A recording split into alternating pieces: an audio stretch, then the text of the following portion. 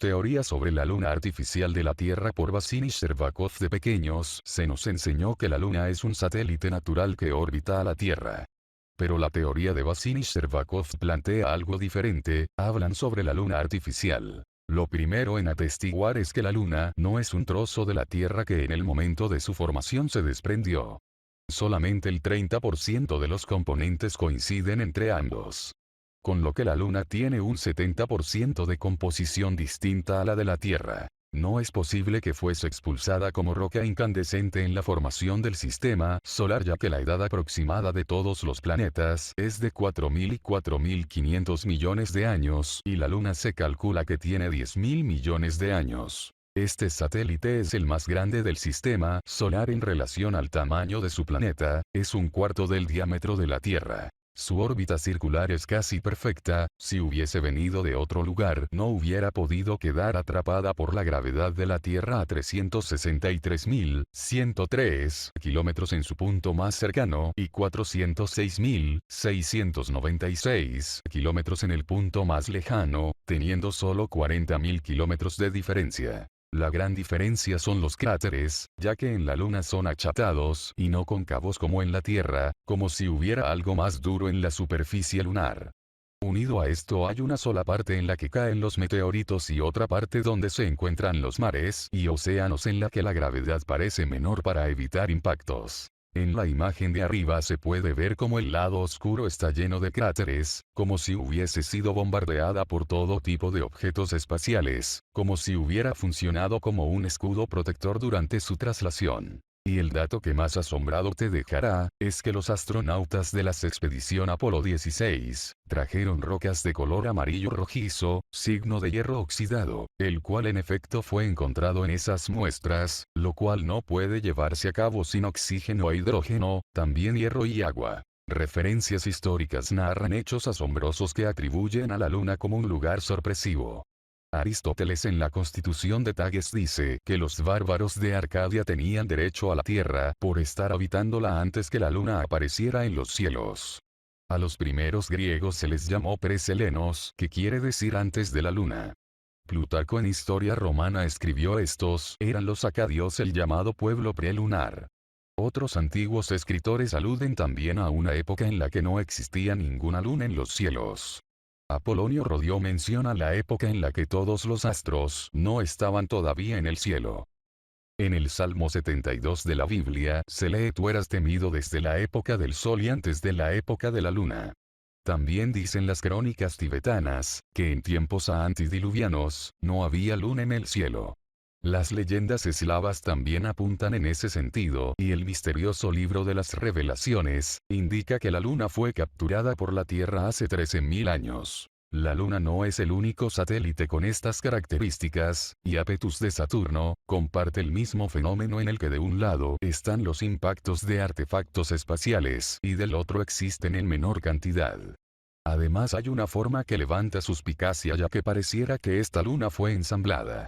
La teoría de Mikhail Vasily Alexander Sherbakov de la Academia Soviética de Ciencias, afirma bajo estos enunciados que la Luna no es un satélite natural de la Tierra, sino un planetoide hueco o un planeta pequeño elaborado por una civilización muy avanzada y colocado en órbita alrededor de la Tierra hace muchos siglos. La describen así. Probablemente tiene una capa doble la base, un denso armazón blindado de un espesor de unos 30 kilómetros, y sobre él una cubierta menos compacta, una capa más fina, de unos 4,5 kilómetros. Pues pasaron siglos para que el mundo creyera que la Tierra giraba alrededor del Sol, que era redonda y que no estaba sostenida por una tortuga con elefantes en los puntos cardinales. Mira esto y saca tus propias conclusiones. No es la deducción de un romántico o la conclusión de un alucinado. En realidad esta teoría, que habla de la Luna como un posible satélite artificial, procede de dos científicos rusos, de dos astrónomos, de Vasily y Sherbakov. En realidad sabemos tan poco de la Luna, aunque esté tan cercana y aunque el hombre haya puesto allí su pie y pensemos todos que es ya un terreno conquistado, sabemos tan poco, insisto, que aún son válidas muchas hipótesis sobre la Luna, aunque parezcan tan descabelladas como esta de los rusos. Son muchos los problemas que va a plantear la Luna, como veremos a lo largo de un par de programas. El primero es su propia existencia. porque desde un punto de vista racional, desde un punto de vista lógico, y teniendo en cuenta nuestros conocimientos astronómicos, la Luna por sí misma es un absurdo. Y les voy a explicar por qué. En realidad, un planeta como la Tierra, que es un planeta bastante pequeño, no le debía de corresponder ningún satélite, o a lo sumo, como en el caso de Marte, algún satélite pequeño, modesto, de unos 60 o 70 kilómetros de diámetro.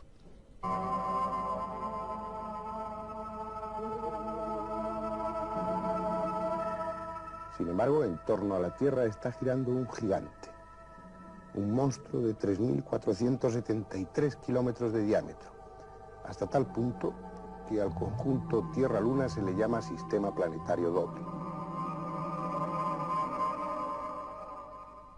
Hay pues tres posibilidades, únicamente tres formas de explicar la existencia de la Luna. La primera sería que la Luna fuera una parte de la propia Tierra que en un momento determinado, por una serie de condiciones, se hubiera desprendido y se hubiera puesto en órbita alrededor de la Tierra. Esta es una hipótesis que dio en 1880 el hijo de Darwin, el célebre antropólogo. Es una teoría en la que ya nadie cree. No es posible explicarla desde un punto de vista astronómico y durante una serie de decenios sirvió, pero hoy en día, por lo que sabemos de la dinámica del universo, no es explicable. Cabe otra posibilidad, y es que la Luna y la Tierra procedan de una misma nube de polvo cósmico, que se condensara en dos masas. Sin embargo, hay una serie de inconvenientes para aceptar esto. Por un lado está la baja densidad de la Luna, que es aproximadamente un 60% de la densidad de la Tierra. Y por otra parte está el material que se ha traído allí, el material que se ha traído de la Luna y que se ha comenzado a estudiar. Un material que habla de una naturaleza, de una composición totalmente distinta, o al menos muy diferente a la composición no solamente de la Tierra, sino del resto del sistema solar.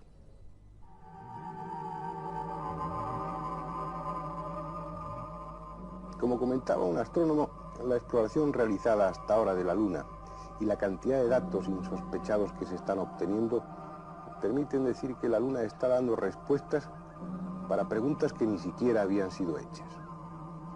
Ya ha estallado la polémica. Mientras los científicos de la NASA solo conceden un máximo de 4.500 millones de años de antigüedad a las rocas lunares, es decir, la misma que el resto del sistema solar, otros científicos están hablando de 7.000, 9.000 e incluso 20.000 millones de años de edad para algunas de las muestras traídas por el Apolo 11. Esto significaría que la Luna no solo no es hermana de la Tierra, sino totalmente ajena a todo el sistema solar. Una esfera misteriosa llegada de quién sabe qué rincón del universo. También habla a favor de ese origen lejano de la Luna el hecho, como les decía antes, de la baja densidad de la Luna. Una densidad que es distinta no solamente a la Tierra, sino al resto de los demás cuerpos que hay en el sistema solar. Esta razón y la diferente composición de la Luna abundan en favor de la teoría de un origen remoto, un origen lejano. No se podría explicar esta diferencia de antigüedad en las rocas, esta diferencia de densidad y la diferencia de composición si la Tierra y la Luna hubieran procedido de una misma masa, de una misma nube de polvo cósmico. Porque la composición de la Luna es en muchos sentidos distinta. Hay en abundancia, por ejemplo, uranio 236 o plutonio 237, elementos que en la Tierra no se encuentran en estado natural, y hay otros elementos que no se encuentran en ninguna forma en la Tierra. Habría que hablar con toda seguridad ya de una Luna procedente de algún rincón lejano, remoto del universo, porque lo que no podemos negar es la existencia de la Luna, es evidente que está ahí, pero aún así esta otra hipótesis, imaginemos que esto es la Tierra y que la Luna procediera de alguna parte del universo, las circunstancias para que la Luna se pusiera en órbita en torno a la Tierra son tan especiales, tan exactas, que es tremendamente difícil que la casualidad haya dado lugar a esa colocación de la Luna en órbita en torno a la Tierra. Pero imaginemos que es así. A pesar de todo, la Luna tendría que tener una inercia en su trayectoria, y al sentir la fuerza de atracción de la Tierra tendría que producirse un equilibrio entre esas dos fuerzas, entre esta inercia que trae la Luna y la fuerza de gravedad, lo que daría origen a una órbita elíptica.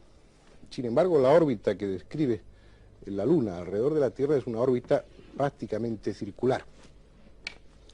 Parece que la teoría de Bassin y Shcherbakov tiene ciertas posibilidades. Por lo menos en lo que hemos visto hasta ahora, la Luna no es un objeto cuya existencia esté resuelta, ni mucho menos. Pero como vamos a ver en el resto del programa y en otro que dedicaremos al tema, son muchos más problemas los que está planteando la Luna. La imagen típica de la Luna viene dada por sus cráteres, esas cicatrices que hacen del satélite la estampa misma de la desolación.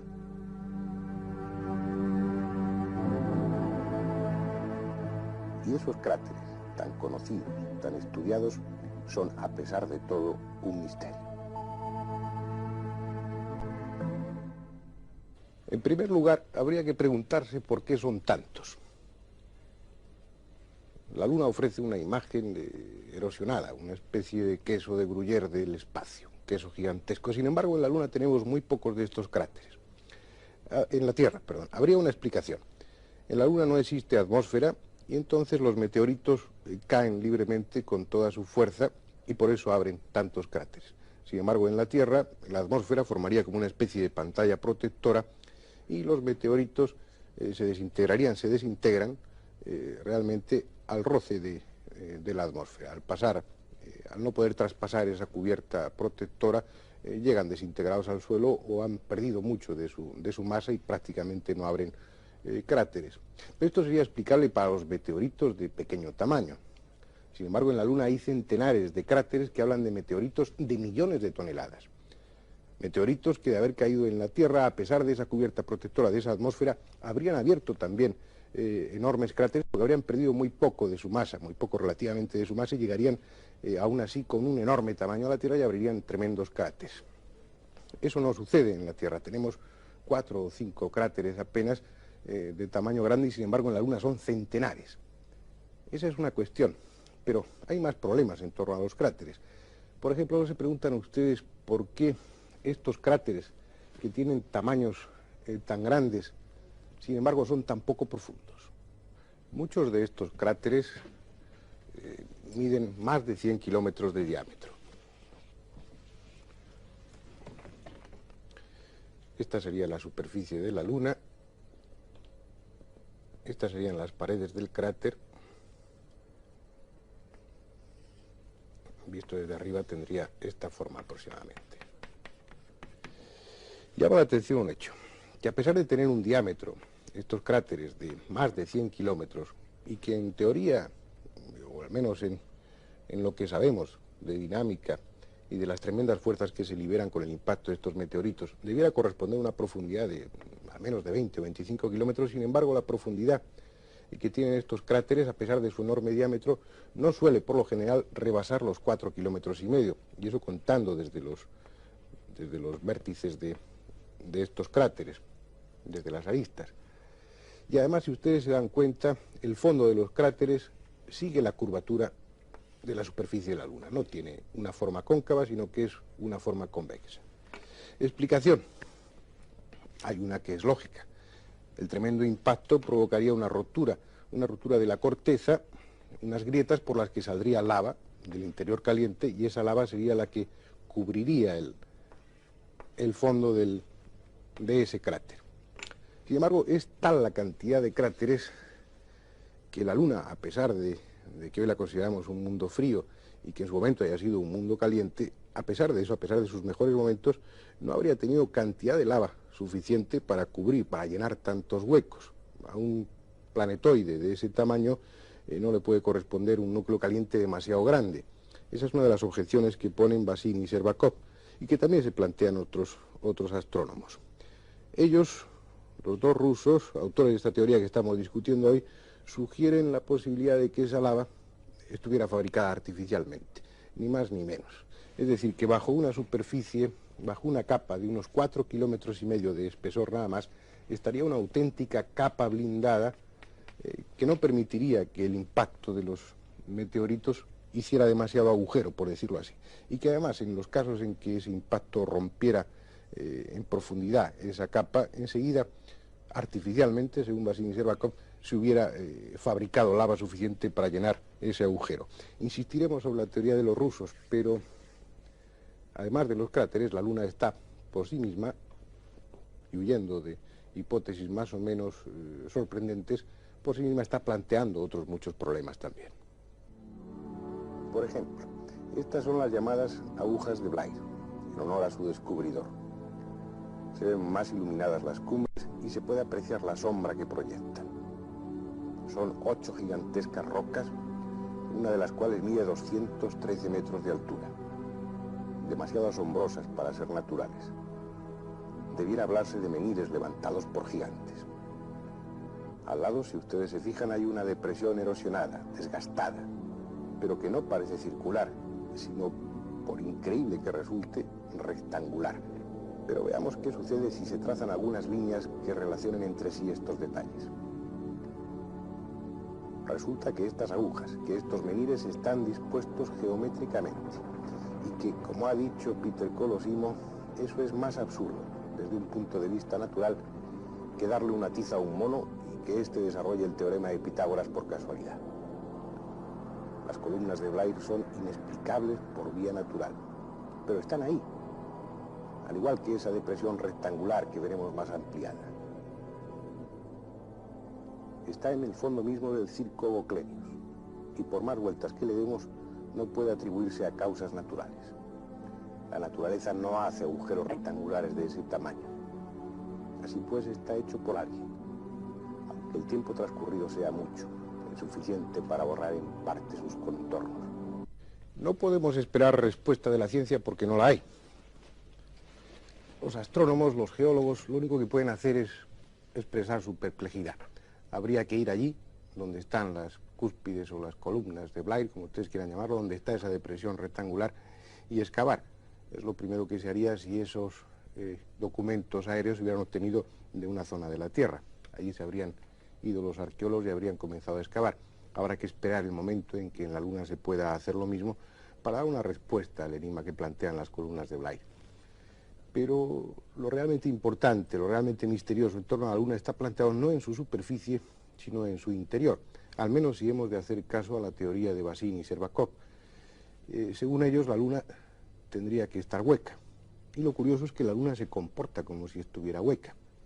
Por una parte está lo que decíamos antes, su baja densidad, apenas un 60% de la densidad de la Tierra, y una densidad que está muy por debajo de la densidad del resto de los cuerpos que hay en el sistema solar. Por un lado eso, pero por otro lado se da la circunstancia de que, por lo que hemos analizado de las muestras traídas por los astronautas, la composición de la Luna es una composición tan pesada, al menos como la de la Tierra. Los elementos que hay tienen un peso específico, tienen unas características similares en cuanto a peso a las terrestres. Ya hemos visto que eran distintos, que había elementos que aquí no se encuentran en estado natural, pero sí suficientemente pesados. Si la Luna tiene una densidad de solo un 60% respecto a la terrestre, y los elementos que la componen son elementos pesados, la única conclusión que queda es que la Luna es hueca. Pero, como les decía antes, lo curioso es que la Luna responde, como ahora veremos, como si fuera exactamente hueca.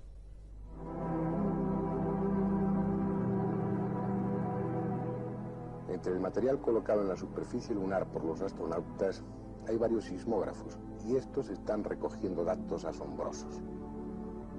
Cuando un objeto suficientemente pesado se estrella sobre la superficie, la Luna está vibrando durante horas incluso.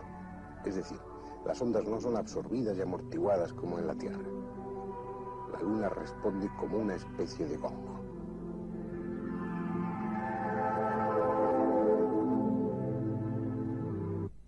La Luna reserva muchas más sorpresas.